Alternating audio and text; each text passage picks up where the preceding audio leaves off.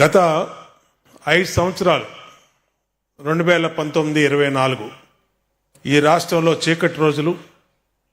ఆ రోజు పేద బడుగు బలహీన మధ్యతరగతి వర్గాలని కుదేలైపోయినటువంటి చీకటి రోజులు. అంతేకాకుండా పారిశ్రామికవేత్తలు ఆంధ్రప్రదేశ్ అంటేనే భయపడిపోయినటువంటి రోజులు. మళ్ళా ఈ రాష్ట్రానికి గౌరవ ముఖ్యమంత్రి చంద్రబాబు నాయుడు గారు మళ్ళీ ముఖ్యమంత్రిగా బాధ్యతలు తీసుకున్న తర్వాత పారిశ్రామికవేత్తల్లో ఒక నమ్మకం, అలాగే పారిశ్రామికవేత్తల్ని ఈ రాష్ట్రానికి రప్పించడం కోసం